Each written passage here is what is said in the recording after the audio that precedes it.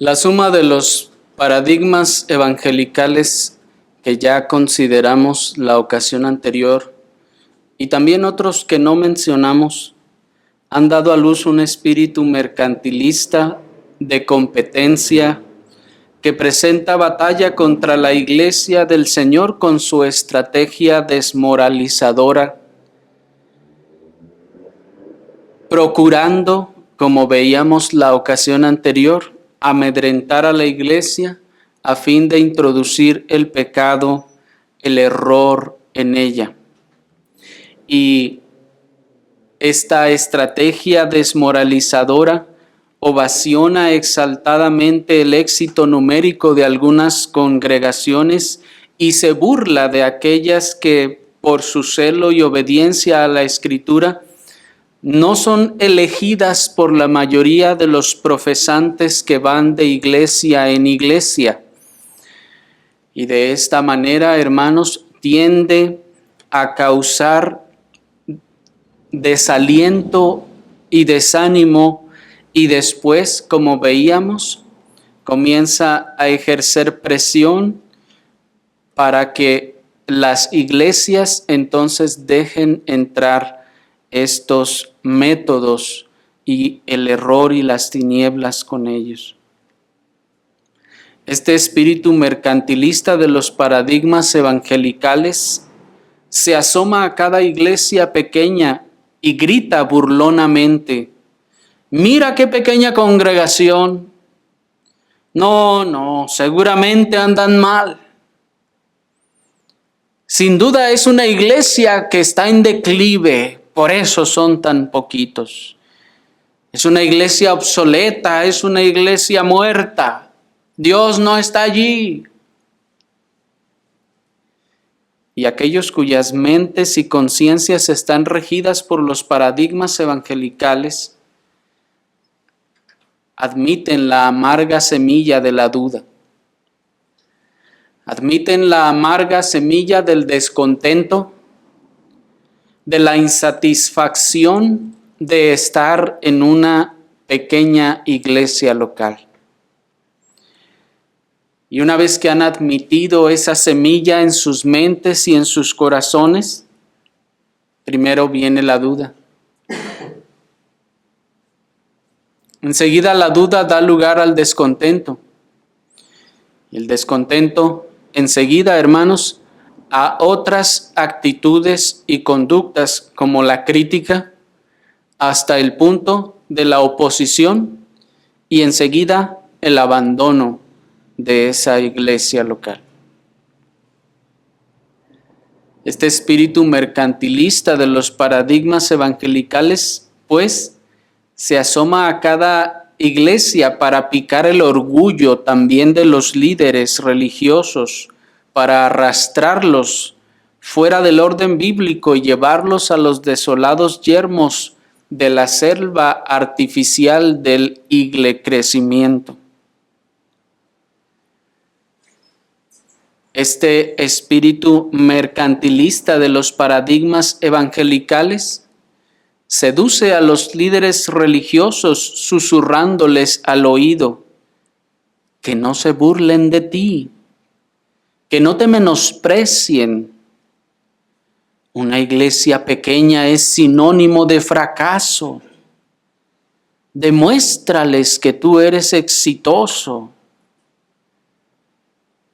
Una iglesia numerosa es sinónimo de éxito y de respaldo divino. Demuéstrales que Dios está contigo. Mira, aquí te traigo la fórmula del éxito. Se llama iglecrecimiento. Agrega esto, quita aquello. Lo que importa son los resultados. Lo que importa son los números, la cantidad de personas que haya en tu iglesia. Ellos quieren ver los resultados, aún tu misma iglesia quiere ver números. Demuéstrales que Dios está contigo, que vean una cosecha abundante.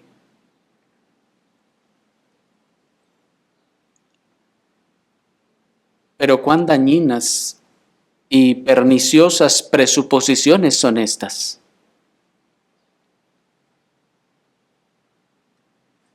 Y esto, hermanos, todos estos ataques del enemigo, como veíamos, no deben tomarnos por sorpresa, pues es el enemigo amedrentando las mentes y los corazones antes de la batalla. Quiere introducir el error, quiere introducir las tinieblas del error. Y como no ha podido introduciendo personas mundanas que esparzan el pecado o introduciendo error en las doctrinas en la iglesia o permitiendo que el pecado se normalice dentro de la iglesia, entonces busca resquicios más sutiles, puertas más sutiles como las del crecimiento numérico. El dueño de la iglesia ya nos advirtió, hermanos, de la llegada, de la introducción de estas herejías destructoras cuando nos dijo en 2 de Pedro 2, 1 al 3. Pero hubo también falsos profetas entre el pueblo, como habrá entre vosotros falsos maestros, que introducirán encubiertamente herejías destructoras y aún negarán al Señor que los rescató, atrayendo sobre sí mismos destrucción repentina. Y muchos seguirán sus disoluciones, por causa de los cuales el camino de la verdad será blasfemado. Y dice el versículo 3, y por avaricia harán mercadería de vosotros con palabras fingidas. Sobre los tales, ya de largo tiempo, la condenación no se tarda y su perdición no se duerme. Así que en esta oportunidad, hermanos, vamos a denunciar el falso iglecrecimiento, o vamos a denunciar ese concepto del iglecrecimiento como mundano. Y lo vamos a hacer a través de los siguientes encabezados. Primero vamos a considerar su origen. Enseguida vamos a considerar sus prácticas para por último ver una conclusión. Para considerar su origen, acompáñenme por favor a la segunda epístola del apóstol Pedro en el capítulo 2. Segunda epístola del apóstol Pedro en el capítulo 2 del versículo 1 al 3.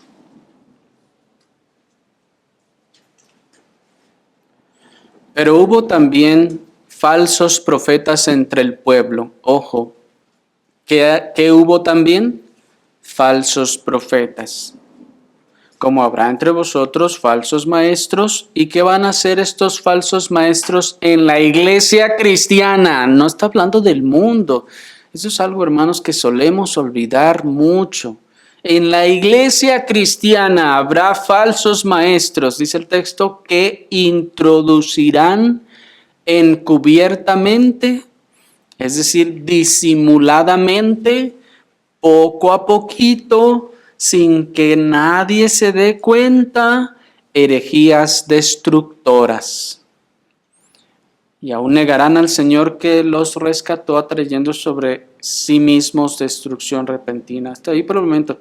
Miren cómo, hermanos, dice el texto que estos falsos maestros van a introducir a escondidas, de manera que no se dé cuenta la congregación o los demás, de manera simulada, poco a poquito, con cositas que sean muy sutiles, herejías destructoras. Para nosotros el término herejía ya suena muy fuerte. Sin embargo, hermanos, el término herejía en su sentido más básico y llano simplemente es un desvío de la verdad. Un desvío que al principio es pequeño, parece pequeño, pero que a medida que va avanzando se va apartando más y más de la verdad. Una herejía es como un vértice que comienza a separarse una línea de la otra. Si ustedes se acercan al principio casi no se ve que es una sola línea, están juntitos, no hay diferencia, pero a medida que van alargándose las líneas, se va viendo cada vez una separación mayor y mayor y mayor y mayor y mayor hasta que está completamente distante de la línea original. ¿Me explico? Esa es una herejía y eso es lo que la hace destructora. Otra vez esa palabra destructora parece comunicarnos una cosa tremendamente atroz que debe ocurrir en ese instante. No, hermanos. Una herejía destructora es eso, es una idea sencilla, sutil, que parece que no tiene gran importancia o relevancia, pero que a la larga se habrá distanciado tanto de la verdad que nos habrá conducido llanamente al error. Luego dice el verso 2, y muchos seguirán sus disoluciones. ¿Se fijan? Muchos seguirán sus disoluciones por causa de los cuales el camino de la verdad será blasfemado. Es decir, muchos que se dicen cristianos seguirán herejías. Yo sigo insistiendo, hermanos, cómo hemos cerrado u olvidado estos textos hoy en día pensando en personajes tremendamente heréticos, pensando en personajes muy sobresalientemente malvados.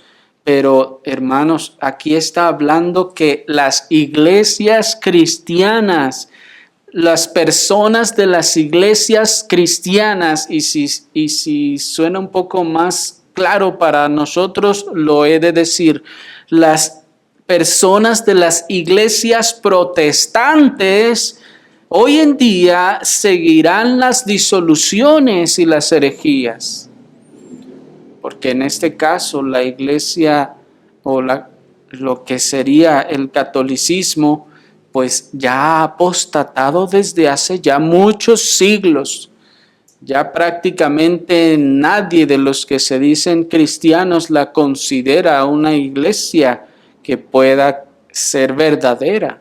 Así que como que ya pasó al bando de allá del judaísmo y del islam y de todas aquellas sectas que en realidad no traen salvación ni sirven de nada para la salvación.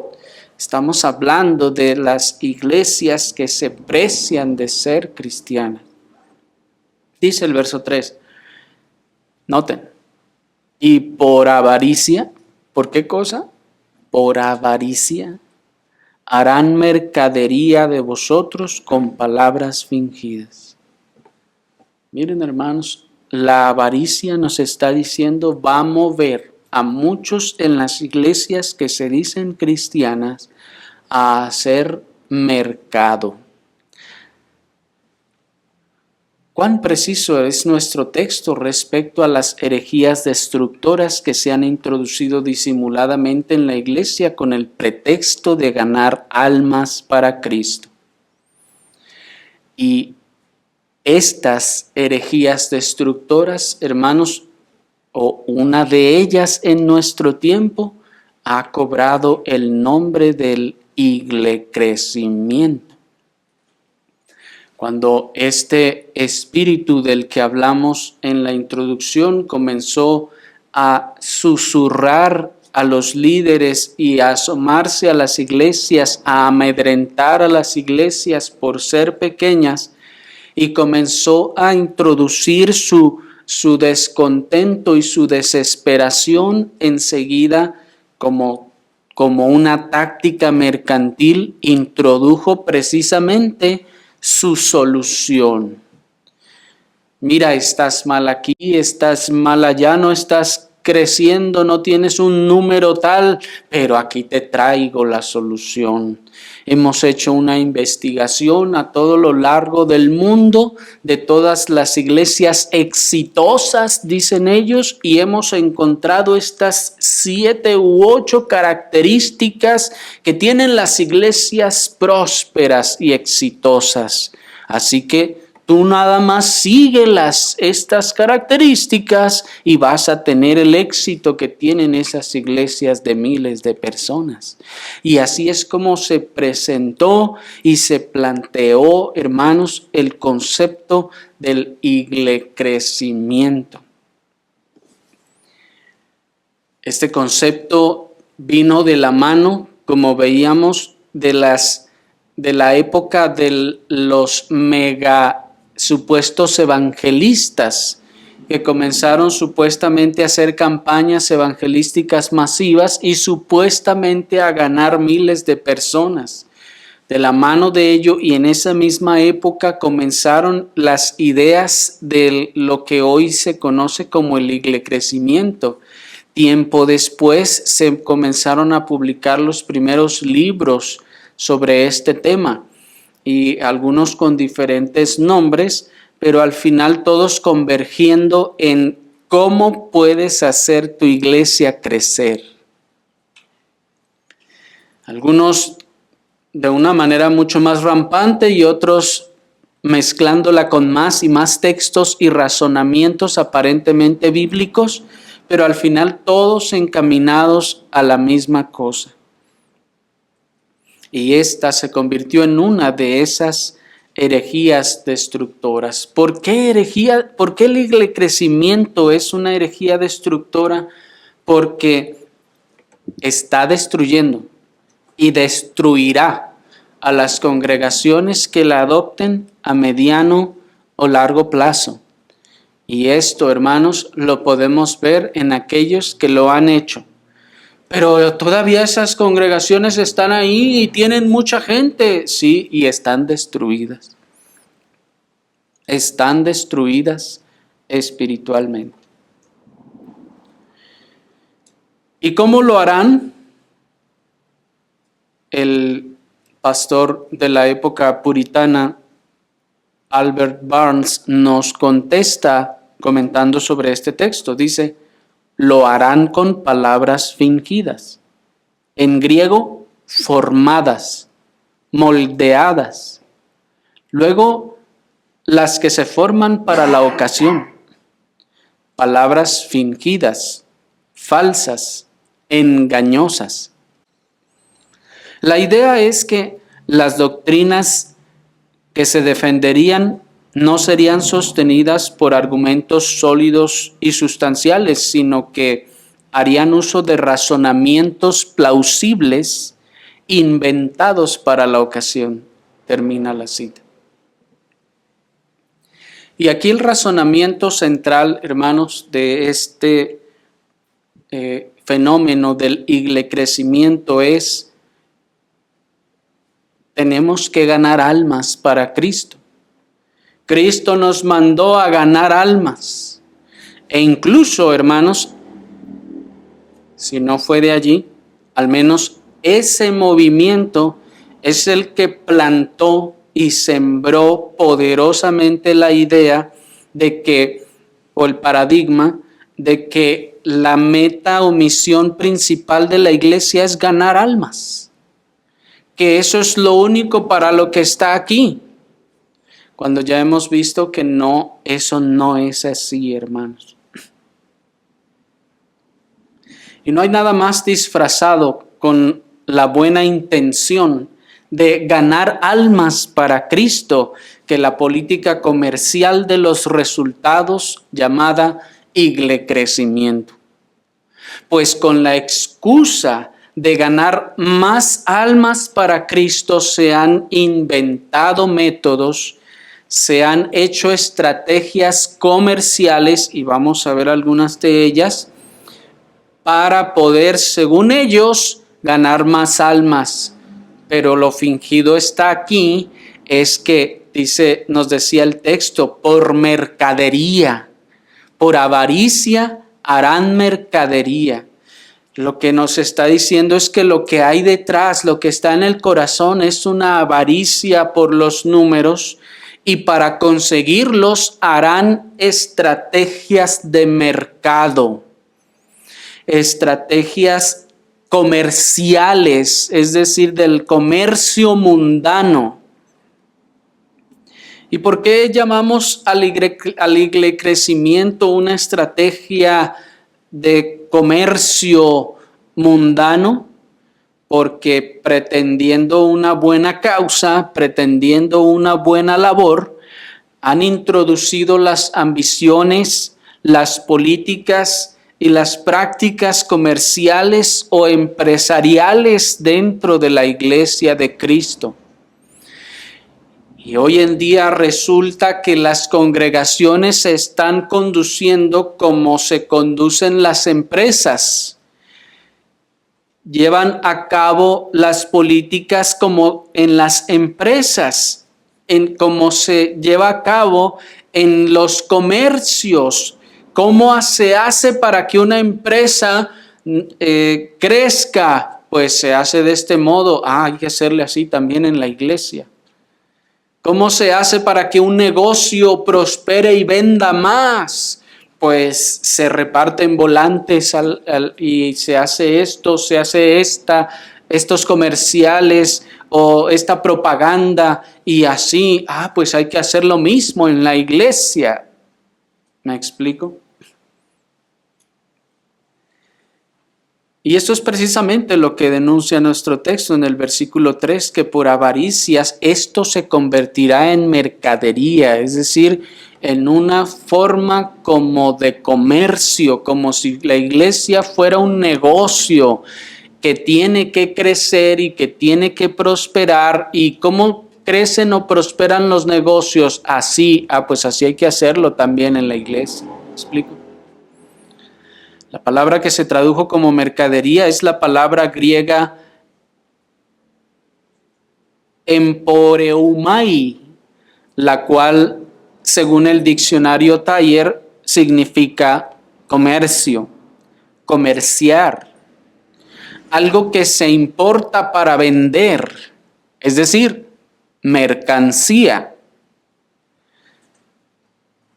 Esta palabra entonces, en su acepción de mercancía, se refiere a usar una cosa o una persona para fines de ganancia.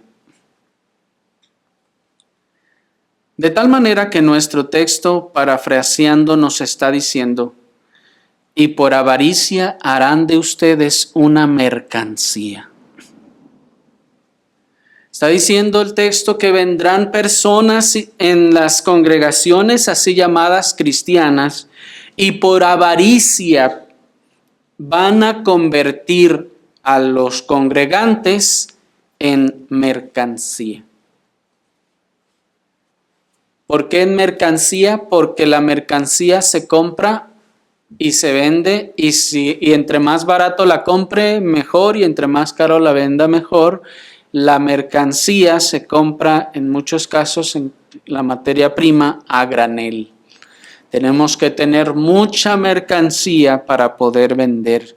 Las personas, cuando se vuelven números en la mente y en el corazón de los líderes, hermanos, se convirtieron en una mercancía.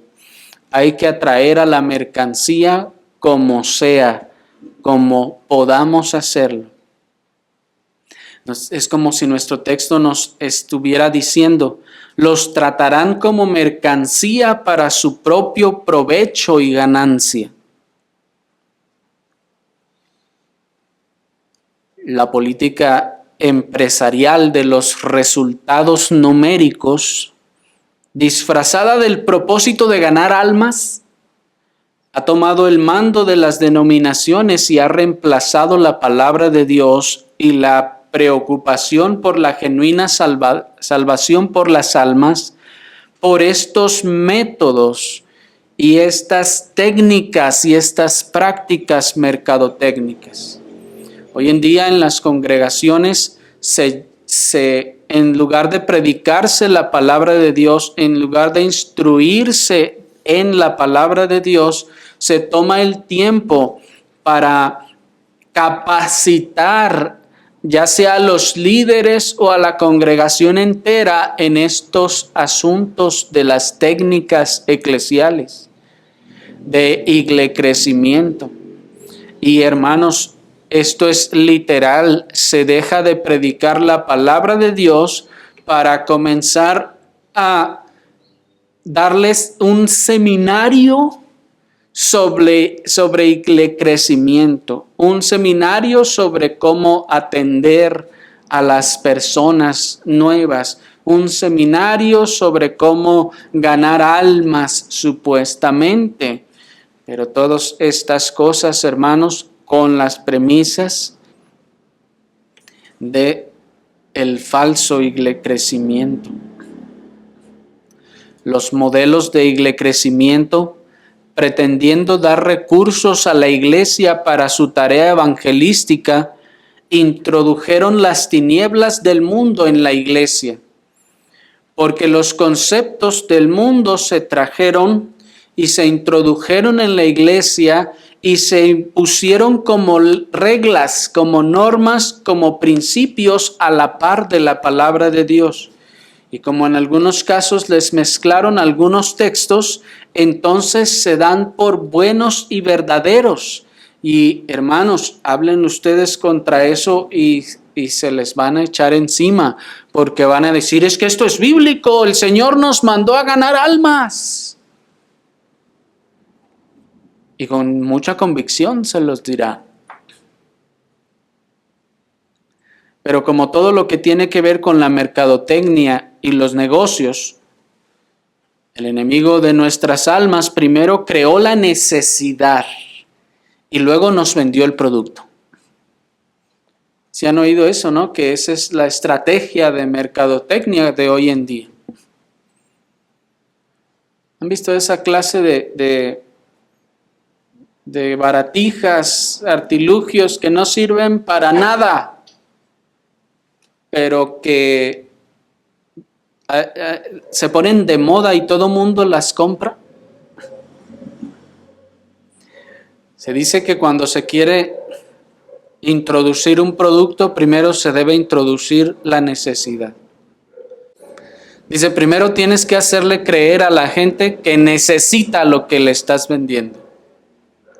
¿Y cómo hizo el enemigo eso? Asomándose a las iglesias y burlándose de los números que tenían. Y enseguida que logró preocuparlos, apurarlos y decir como, ahora sí que como aquellos judíos, ¿y ahora qué hacemos? Y el diablo les dijo, pues aquí te traigo la solución.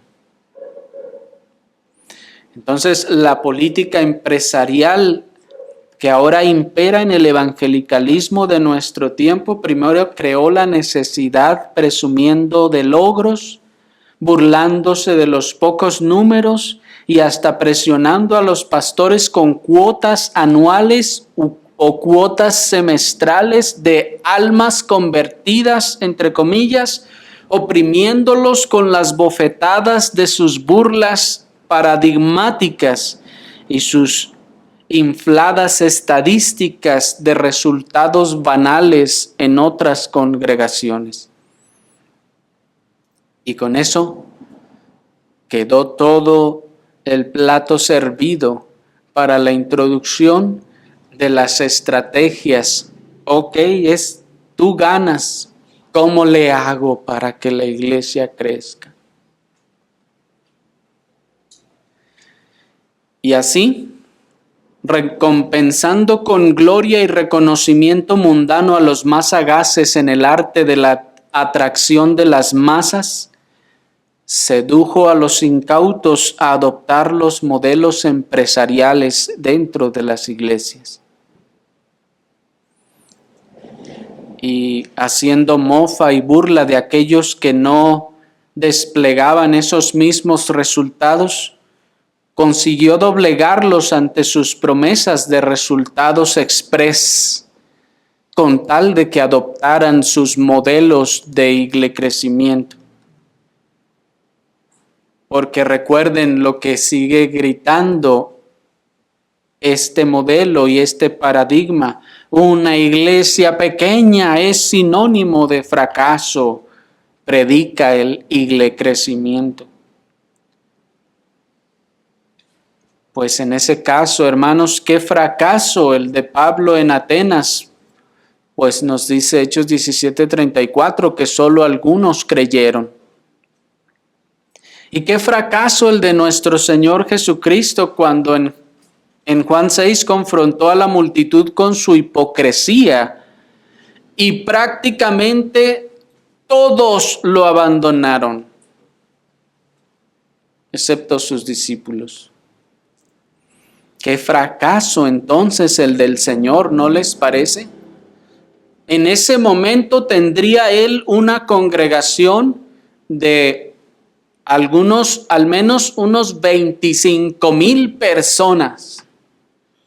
Pues los había alimentado a esos 5,000 solo contando los varones, sin contar las mujeres y los niños, ¿se acuerdan? La congregación en ese momento era de 25,000 personas por lo menos.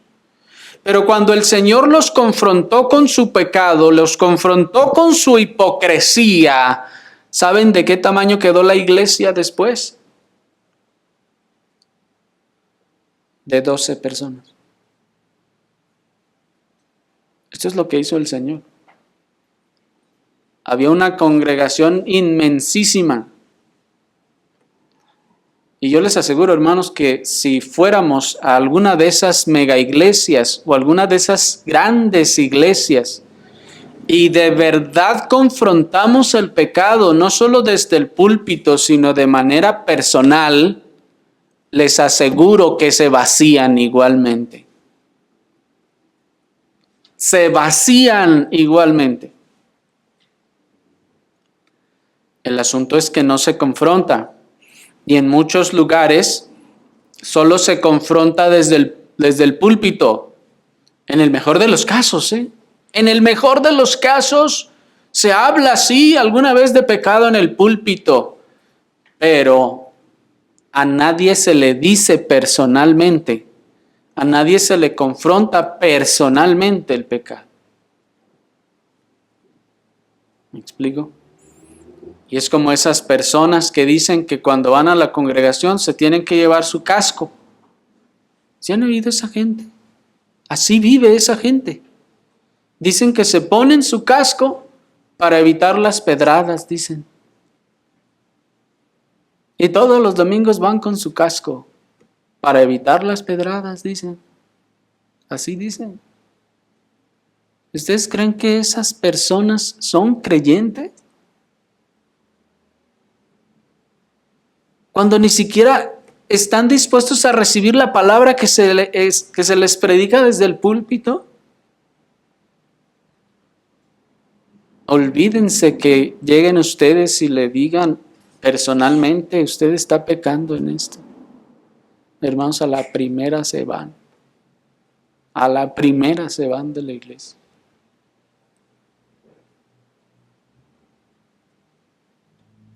Y algo muy discordante de esas filosofías mundanas es que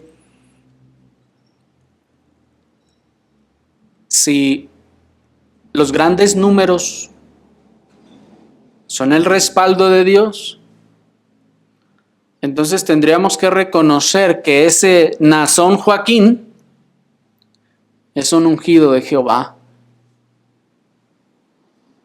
¿No les parece? Esa es una de las congregaciones pseudocristianas, por no decir sectas, más exitosas, no solo de nuestro país, sino del continente. Hasta en Israel tienen congregaciones, en Jerusalén tienen congregaciones, literalmente. Es en serio. ¿Está Dios con ellos? ¿Cuentan con el respaldo de Dios? Claramente no.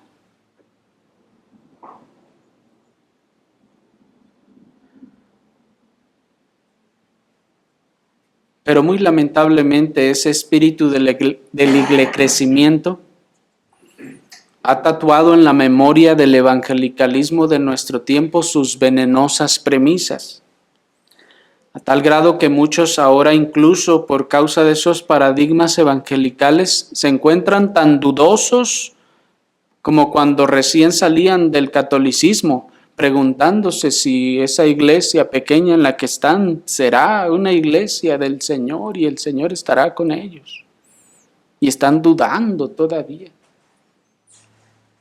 ¿Por qué? Porque creyeron a lo que estos paradigmas enseñaron. Así, el mundo evangelical de nuestro tiempo se ha pirateado los métodos del mundo.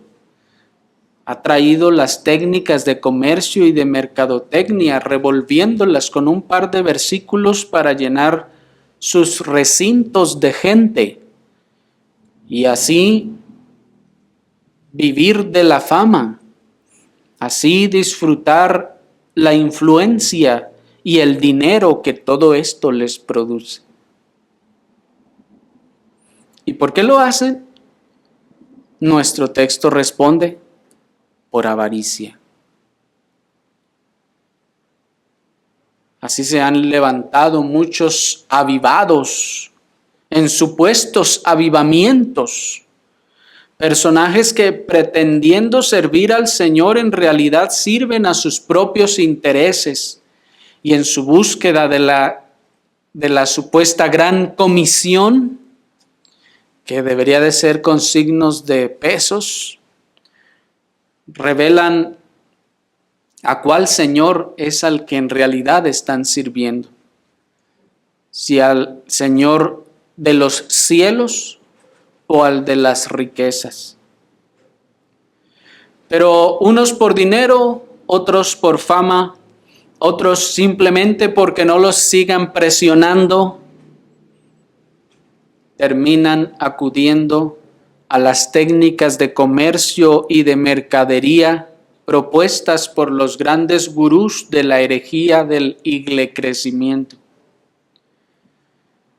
Pero pasemos, hermanos, a nuestro segundo punto y veamos sus prácticas, pues hemos estado hablando que estas cosas vienen del mundo. Veamos, hermanos, algunas de sus prácticas. No tenemos el tiempo para denunciarlas todas ellas, hermanos, pues hay literalmente libros y libros gruesos, libros y libros que se han escrito para supuestamente establecer planes y estrategias para que las iglesias crezcan en número.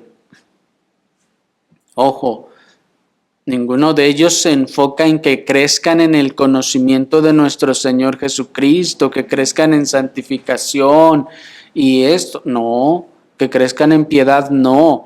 El objetivo es que crezcan en número.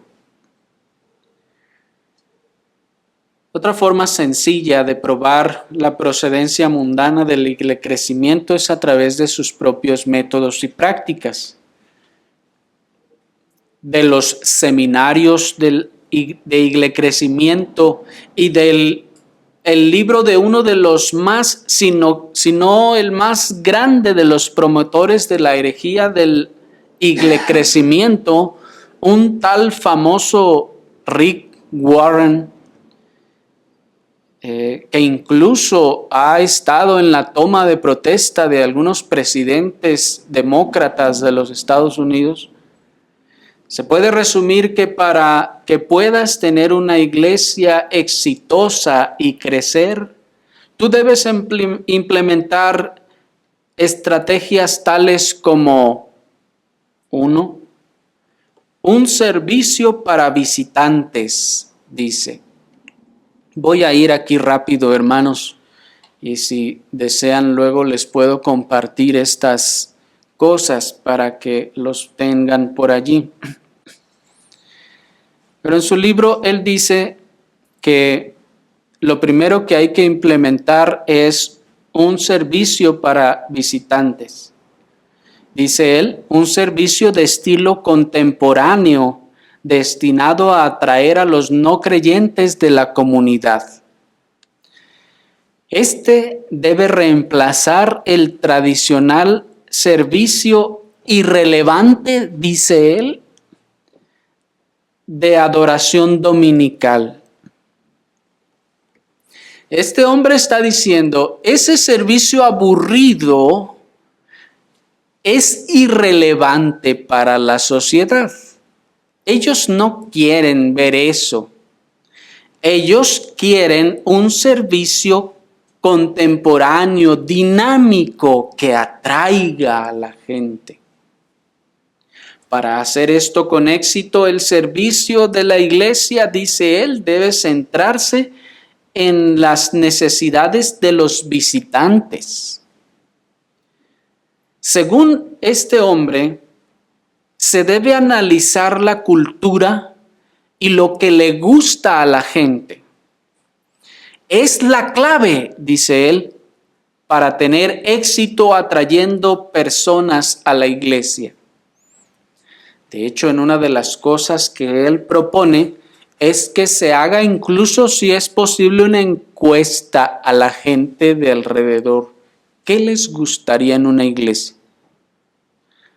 Pues a mí me gustaría que una iglesia fuera así, dinámica o de esta otra forma. O preguntarles, ¿cómo sería la iglesia a la que te gustaría ir? No, pues hoy en día imagínense la clase de respuestas, ¿no? Una iglesia inclusiva, una iglesia así, una iglesia así. Dice, y tomen nota de todo eso e implementenlo en su iglesia. Así dice el hombre. Muchas cosas más. Repito que no tenemos el tiempo, hermanos, para detenernos a denunciar contundentemente cada uno de estos puntos. Yo espero que ustedes estén rápidamente identificando la maldad en todo esto.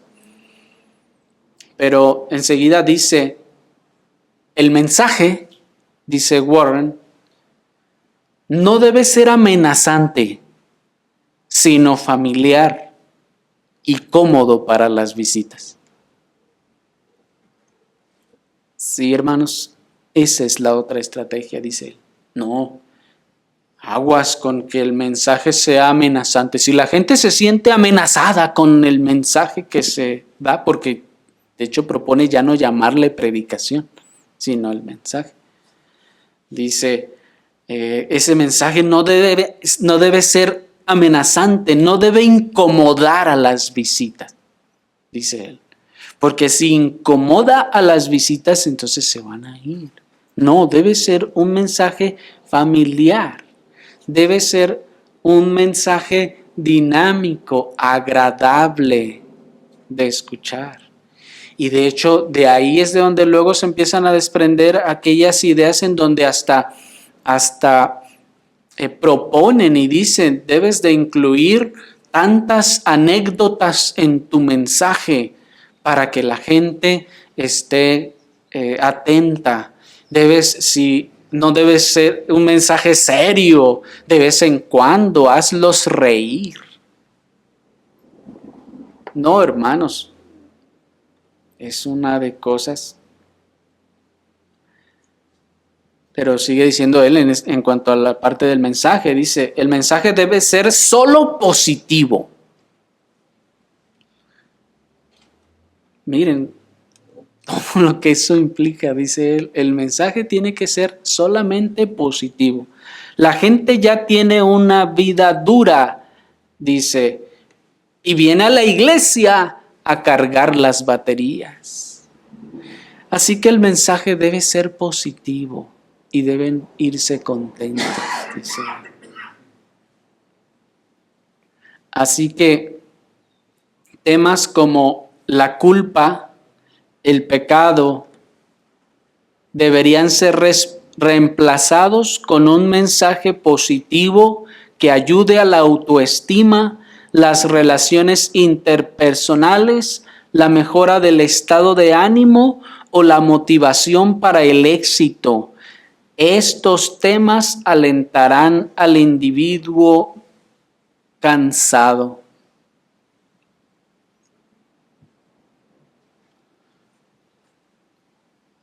Hermanos, si eso no les parece estrategias,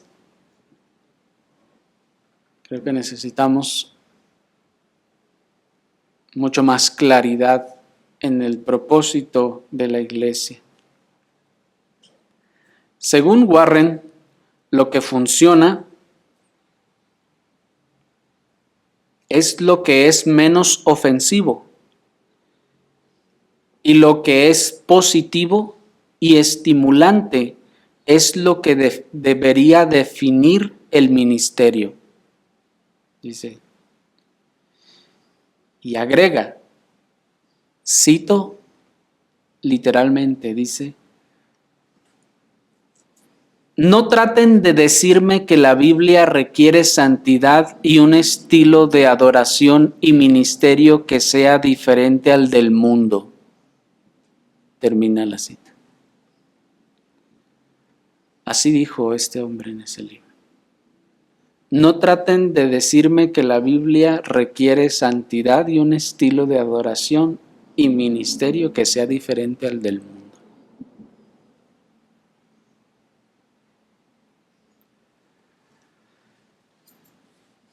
Hermanos, podemos seguir con muchas de estas otras cosas e implicaciones de lo que este hereje está diciendo.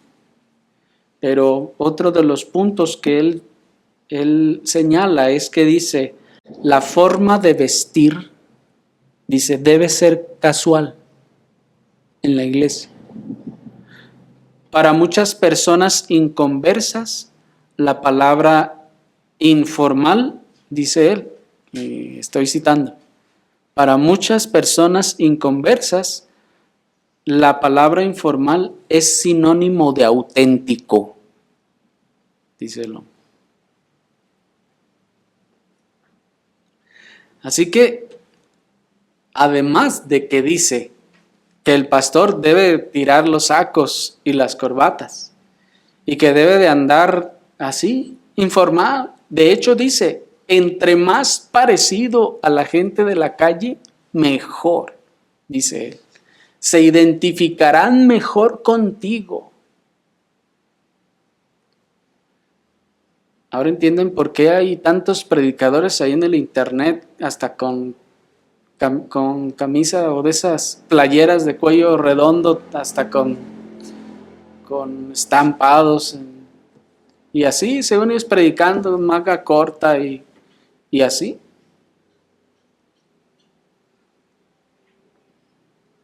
Porque eso es lo que el supuesto crecimiento dijo.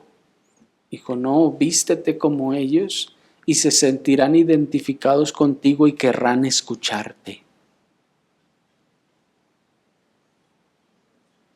Esa es otra de las estrategias del falso crecimiento. Dice, los asistentes y el personal de la iglesia de Warren evitan por igual las corbatas, los trajes, los vestidos. Warren viste con una camisa informal, pantalones de color, ¿cómo se llama? Caqui le llaman, o ese es como un café muy claro, y mocasines. Y de ahí muchos también han recomendado, ¿no? Con una playera normal y tus pantalones vaqueros, llaman algunos, o aquí en México llamamos de mezclilla. Con eso deben sentirse identificados contigo para que tu mensaje les llegue. ¿Qué es eso? Técnicas del mundo dentro de la iglesia. Sigue diciendo este hombre, la música debe ser contemporánea. No solo las letras de la música deben ser más recientes, sino que el estilo de la música debe ser el que los no creyentes les interesa y escuchan a diario. Dice, ¿se fijan?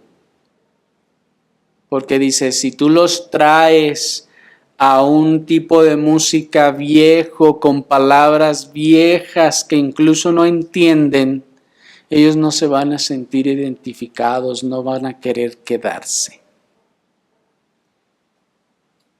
De hecho, el boom que tuvieron las bandas hace unos años dentro de las congregaciones y el abandono de los himnarios, hermanos, responde precisamente a eso. Que muchas congregaciones descubrieron que con bandas de rock atraían a la gente y la gente le gustaba ese ambiente de baile y de música. Pues sí, era como ir a la plaza, al baile, que había música en la plaza y allá iba la gente en los pueblos, ¿no es así?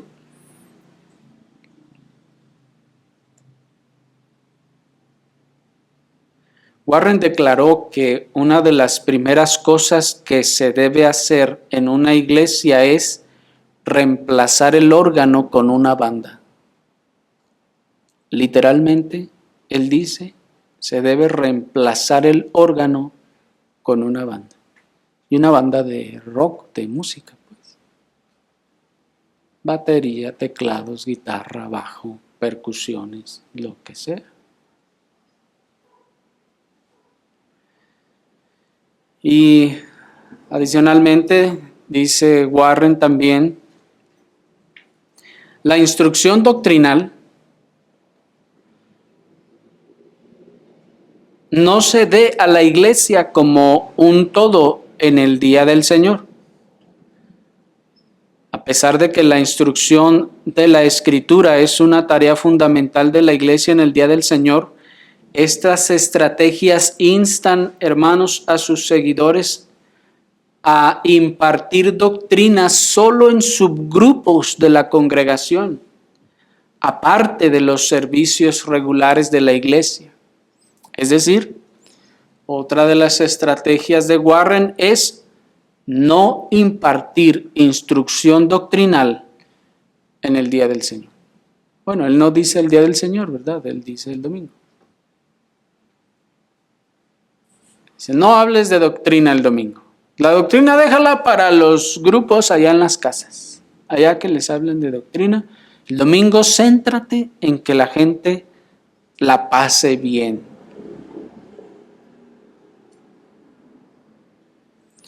Y hermanos, estos solo son pocos de los muchos puntos que se utilizan hoy en día.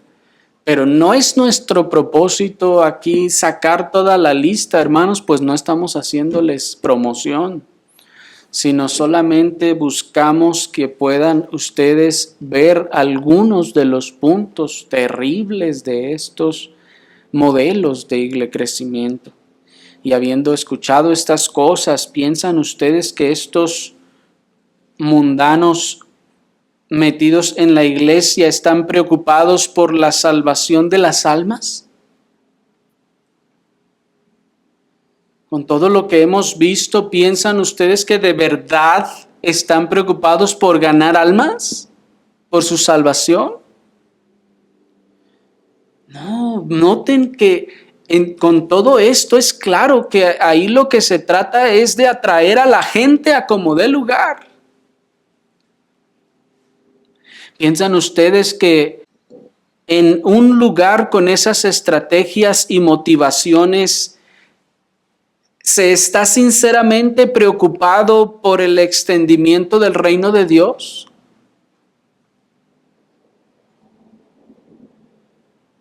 Pero a pesar de lo difícil que parezca de creer, todas estas estrategias mundanas de crecimiento han sido recibidas con los brazos abiertos por el evangelicalismo de nuestro tiempo. Y aún por muchos que se llaman o se hacen llamar reformados también. La gran mayoría de las congregaciones en el evangelicalismo de nuestro tiempo han abrazado con gusto y aún defienden 2 o 3 o todas las prácticas propuestas por los gurús del iglecrecimiento. Y así, las iglesias protestantes,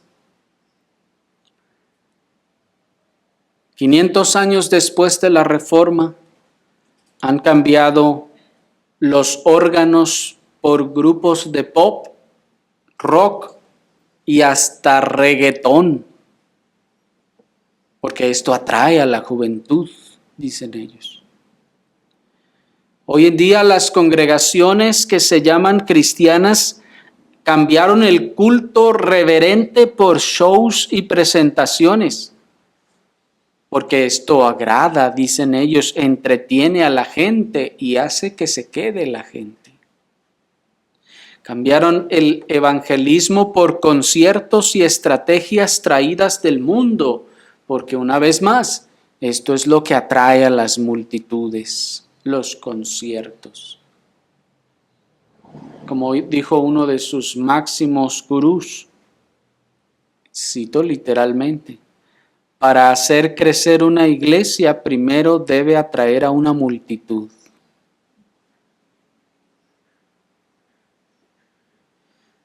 Dijo él, renta un lugar que sea lo más visible, si es posible en la calle principal.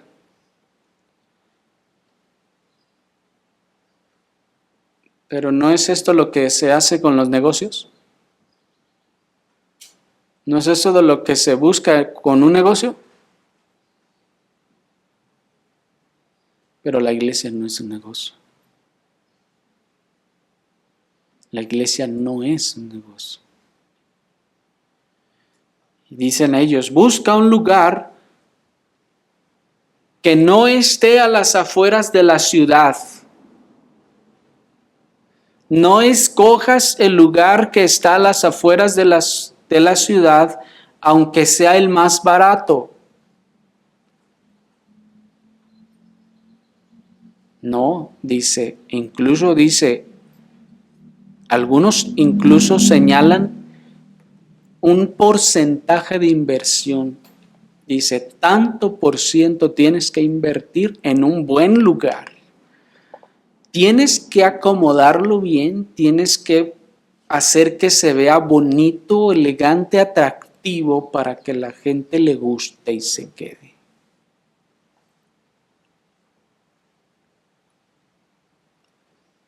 ¿Se fijan, hermanos?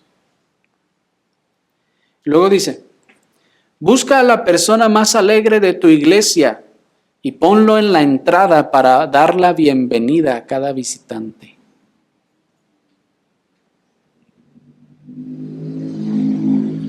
Dice también, indica a los visitantes que hay una mesa de bienvenida y que al final del servicio hay un regalo especial para cada visitante. Invita a cada visitante a una comida de bienvenida, dice. Manda una tarjeta postal de bienvenida a cada visitante. Manda una carta de bienvenida a cada visitante. Organiza un club de jóvenes.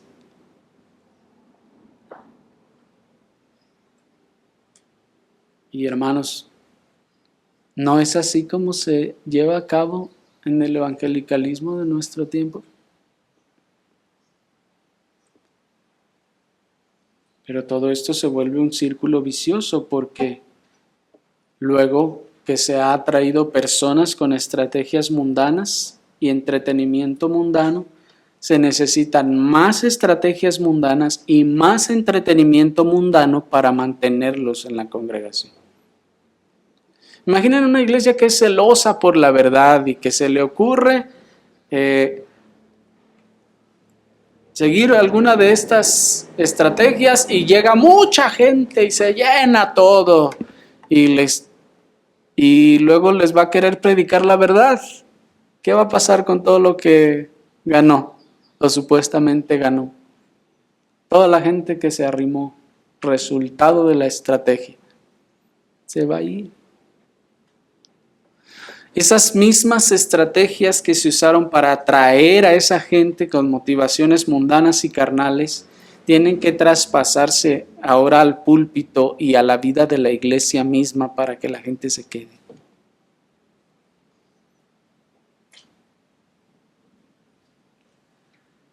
Hoy en día las iglesias han cambiado la piedad y la santificación por la liviandad y la supuesta libertad, porque a la gente no le gustan las reglas.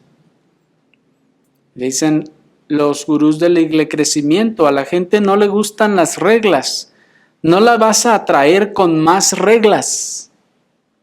Ellos están fastidiados de las reglas, tienes que ofrecerles libertad.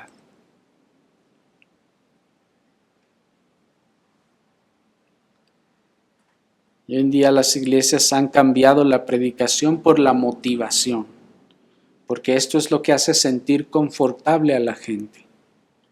La palabra del Señor ha dejado de tener poder en sus mentes confundidas y la han reemplazado por mensajes motivacionales. Han cambiado la Biblia por la psicología, porque esto es lo que es relevante para la sociedad de nuestro tiempo. Han cambiado la firmeza por el ecumenismo, porque así atraemos más gente. Han cambiado el evangelio de Cristo por la prosperidad y beneficios terrenales, porque esto es lo que le interesa a la gente. Y para que venga la gente, hay que prometerle prosperidad y hablarle de prosperidad. Y todo con tal de llenar sus graneros rotos. Y lo peor es que aún muchos llamados reformados también se creyeron las premisas mundanas de los pentecostales y carismáticos y ahora contemplamos asombrados los movimientos pseudo-reformados e iglesias así llamadas reformadas sucumbir a la presión de la herejía del crecimiento.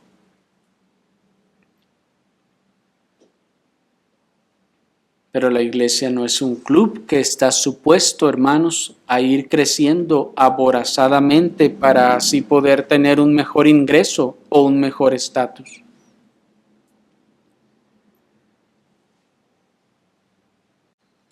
La iglesia, hermanos, no está supuesta a ser un club social que vaya creciendo aborazadamente para poder tener un mejor ingreso o un mejor estatus. Vayamos por último a la conclusión, hermanos, de todas estas cosas. Hermanos, una iglesia sana y fiel, lejos de basarse en las premisas de Maquiavelo para trabajar en el crecimiento de la iglesia, ha de hallar en la Escritura los verdaderos y legítimos conceptos del crecimiento y los medios para alcanzarlos. Observen lo que la Escritura nos dice al respecto en Colosenses capítulo 2, versículo 18 al 22. Acompáñenme rápidamente a Colosenses capítulo 2, versículo 18 al 22. Dice la palabra del Señor.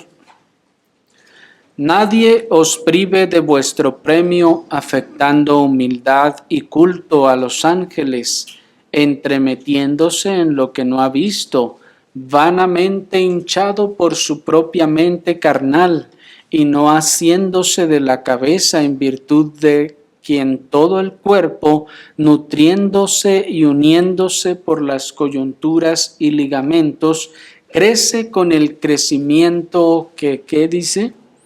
Que da Dios.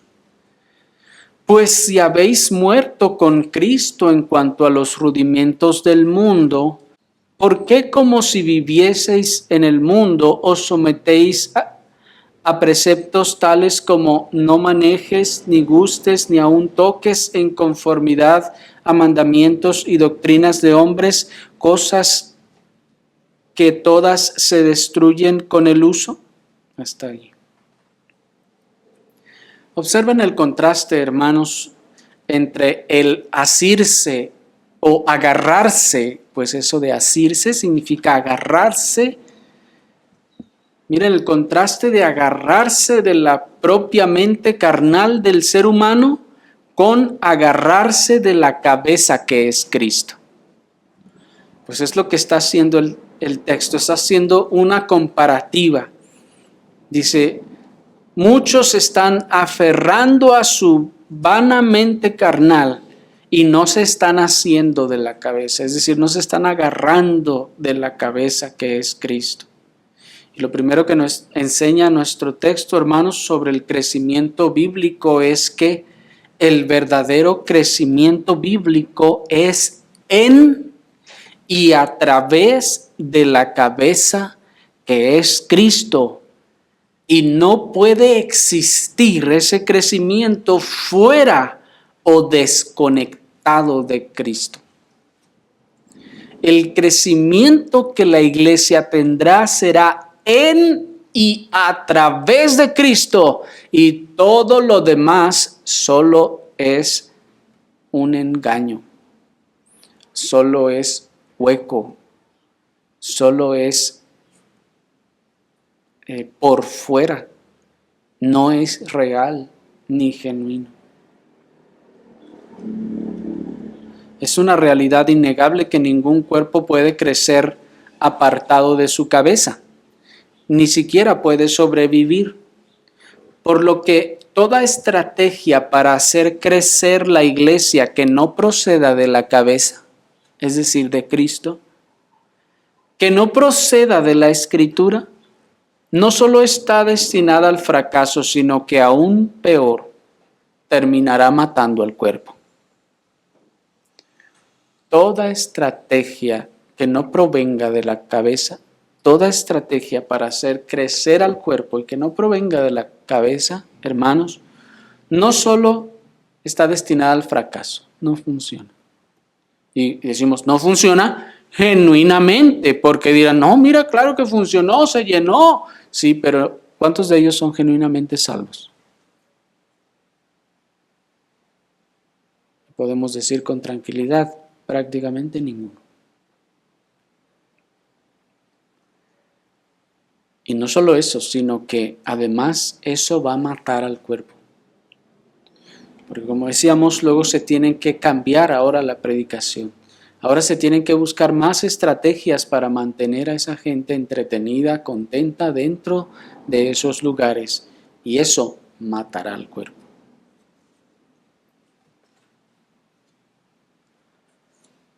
¿De dónde vienen las estrategias mercadotécnicas enfocadas en las necesidades del cliente? Indudablemente del mundo, de la mercadotecnia, de la psicología, del humanismo, de la carne. Pues mundanalidad es todo aquello que apela a la carne. Así que todas estas cosas todas esas estrategias del crecimiento son mundanas.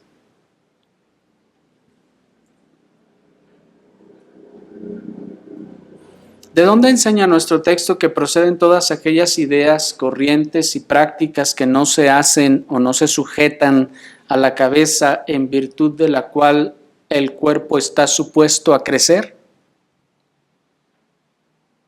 De la mente carnal, dice. El crecimiento mundano es una ofensiva soberbia de la mente carnal al Señor, porque pretende que con sus ideas y razonamientos traídos del mundo, como dice el verso 20, no solo logrará mantener la vida al cuerpo, sino que aún piensan ellos que logrará hacerlo crecer. Es una ofensiva soberbia porque piensa que puede hacer lo que Cristo también o lo que Cristo hace, que tiene el poder para hacer lo que solo Cristo puede hacer y también que tiene el poder para hacer crecer como lo hace Cristo a la iglesia. Ahora bien, la palabra griega que aquí se tradujo como rudimentos significa elementos de principio. Dice el texto, conforme a los rudimentos del mundo. ¿Se fijaron? Esta palabra rudimentos significa elementos de principio o elementos de fundamento, es decir, aquello que utilizamos como principio moral para actuar de una o de otra forma. En otras palabras, es como si el texto nos dijera, ustedes ya están muertos a los principios del mundo. Ustedes ya no están para tomar los principios del mundo, pues están muertos a todo el mundo. ¿Cuáles son los principios del mundo? Que si tiramos los sacos y las corbatas y nos ponemos las camisas informales, se van a sentir identificados con nosotros y nos van a recibir mejor el mensaje. Ese es un principio del mundo.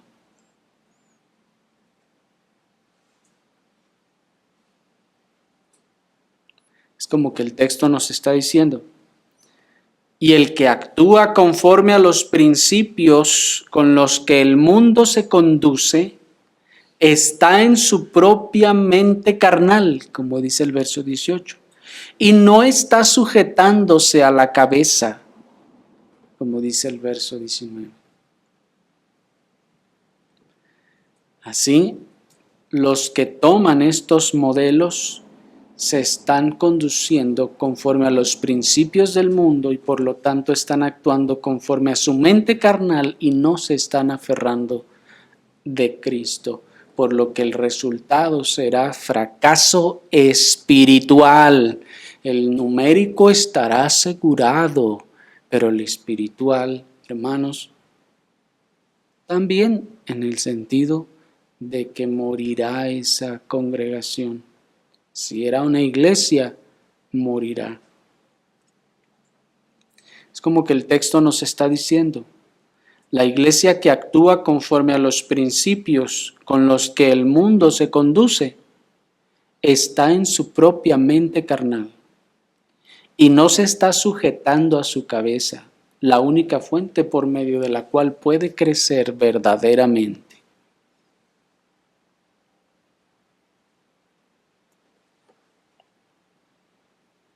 Además de que el texto nos deja claro que estas ideas, razonamientos y estrategias que provienen del mundo, hermanos, solo son un inservible vacío, pues dice el texto, vanamente hinchado.